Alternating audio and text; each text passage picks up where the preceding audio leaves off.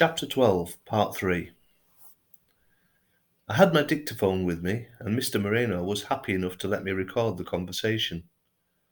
I gave him a quick overview of the case so far. He smiled and shook his head as I spoke. Well, Mr. Brunskill, I truly hope I can help you on your quest to find this extraordinary man. This job never fails to surprise and amaze me.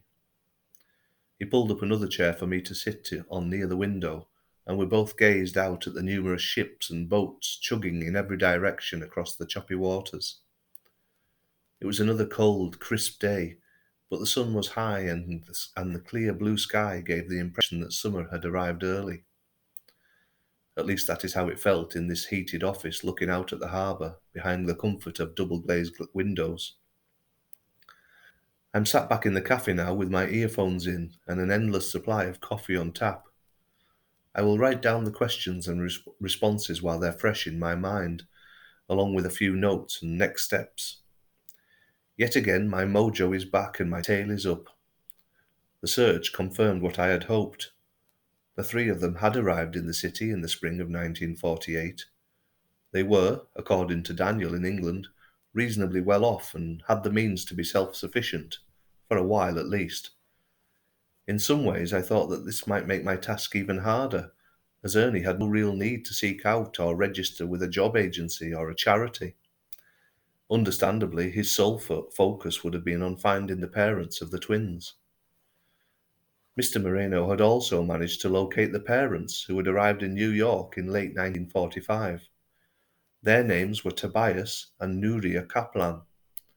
They were both 42 years old when they arrived. Charitable organizations were set up to help new arrivals, but it was a harsh introduction to life in the States.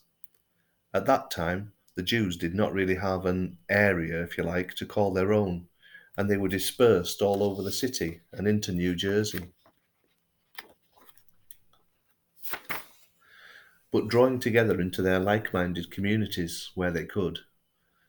It was unlikely they would have ventured further afield without money, Mr. Moreno said, so it's fair to assume they settled in this area.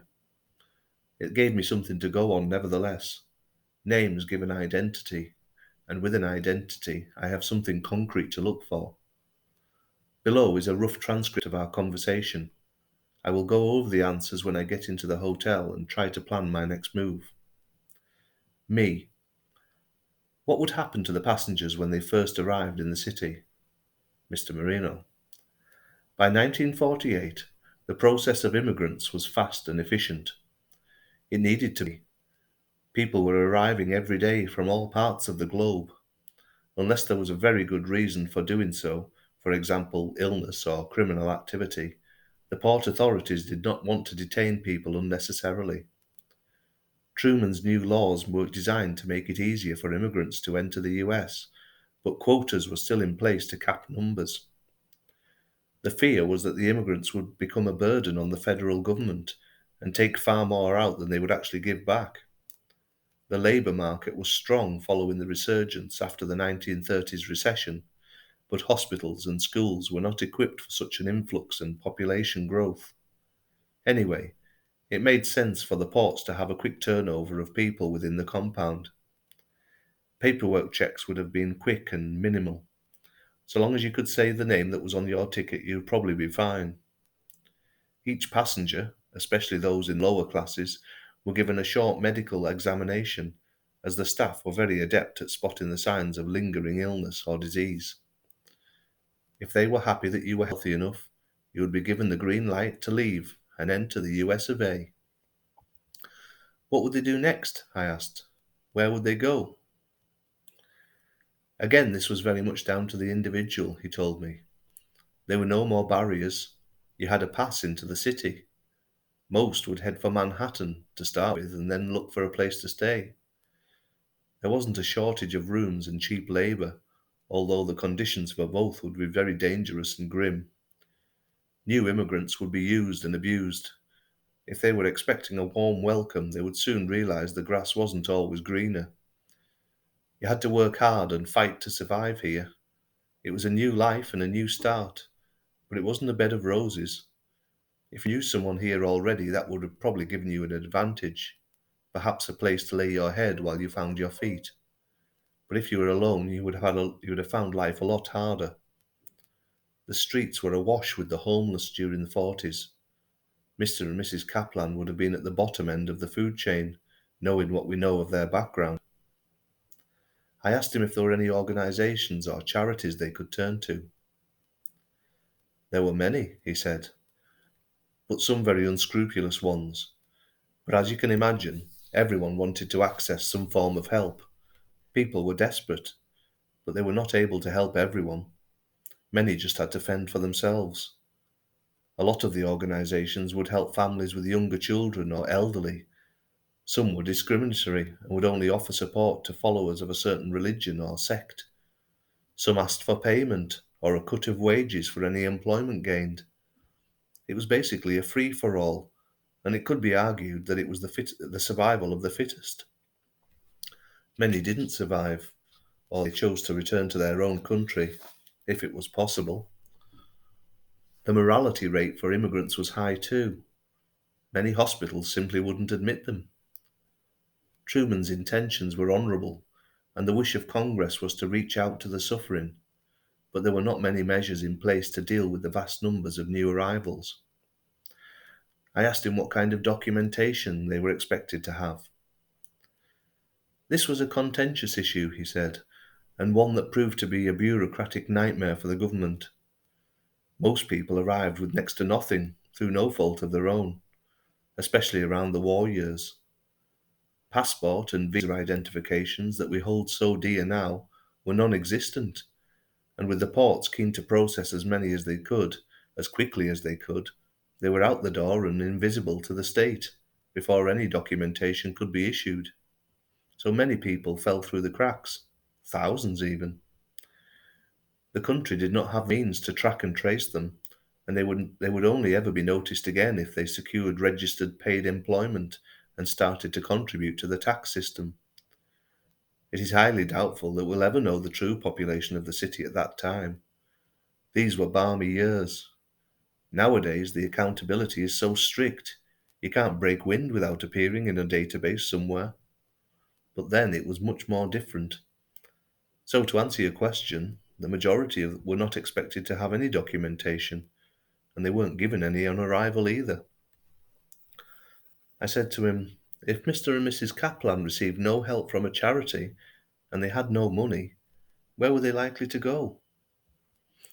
A good question, he said, and one that's not easy to answer, as they could, in theory, have gone anywhere they wanted.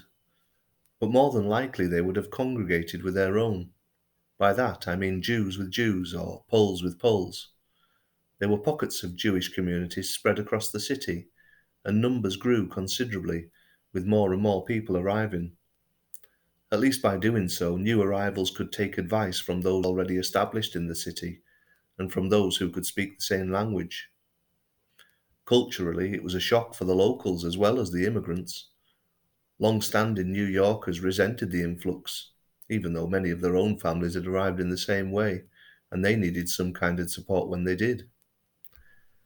It is likely the Kaplans made for Lower East Side of Manhattan, or perhaps Borough Park, Brooklyn in the west. Queens and Newark also had a high population of Jews, but both were a little too far for newcomers, without any means to explore. Those areas were more likely for those who had made it, if you like, and had settled in the area for a few years. Away from the glitz and the glamour of the central avenues, the east and west sides of Manhattan were notoriously run down. I would suggest, rather than trail the city looking for a needle in a haystack, you visit the Jewish History Museum. They have their own record systems, and now you have the full names of the parents and the date of arrival, you have a good chance of finding something about them, even if it is just the area they moved to. The same would apply for the girls and Daniel, or Ernie. If they managed to locate the parents, you might find them all in the same place, which would be a real bonus. There are also a number of genealogy websites dedicated to finding Jewish relatives and families of those lost during the war, but I know these things take time. That's something you don't really have. I maybe suggest you start with the Jewish Community Centre and Synagogue on Garfield Place in the Brooklyn Centre, and then venture to the Jewish History Museum or Heritage Museum near Battery Park. Why don't you ask for Assistant Rabbi Matthew Green? He's an old friend and squash partner of mine, actually. A little bit of name dropping won't do you any harm. He's a lovely man. If he can be of any assistance, he will do all he can to help you. I said to him, "It has been 71 years ago since they arrived here. Seriously, what do you think my chances are of finding Ernie?" "Honestly," he said, "I wouldn't like to guess. Some people are found quite quickly. Some are never found. People come and go. Some people leave a bigger impression in life than others. Be prepared for anything, and hope Mr. Frankenberg or Mr. Grimshaw, Daniel, or Ernie left a big enough impression on New York City for you to find something about him. Hope has got you this far, hasn't it? And hope is driving you on. What is it they say? Where there is life, there is hope. This is a city that never sleeps, Mr. Brunskill. Plenty of life here. I wish you all the luck in the world." Back on the trail. 2 leads for tomorrow. I will head over to Brooklyn in the morning and start there. I've never met a rabbi before. I hope he's working. I might even challenge him to a game of squash.